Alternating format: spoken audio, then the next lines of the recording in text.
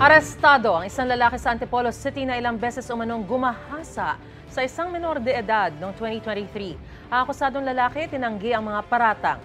May unang balita si EJ Gomez. Pulis Antipolo kami may aming na-aresto sa kesa ng warrant of arrest sa kasong statutory rape. Sa harap mismo ng kanyang tatay, inaresto ang 19 anyos na lalaking ito dahil sa kasong panggagahasa ng menor de edad. Hindi na nakapalag ang akusado ng silbihan ng warrant of arrest matapos umanong magtago ng mahigit 1 taon matapos ang krimen. Natuntun siya ng mga pulis sa tinitirhan niya sa Barangay San Roque, Antipolo City.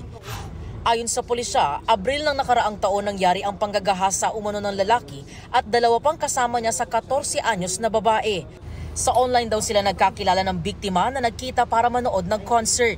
Then nagkainuman sa bahay. Nung napansin ng akusado na lasing na, inaya ng akusado yung biktima na magpahinga. Then doon na, inumpisahan na nilang gawin yung kanilang kahalayan doon sa kawawang biktima. 4 na beses daw hinalay ang biktima. Mariing itinanggi ng akusado ang paratang. Hindi ko po ginawa yun.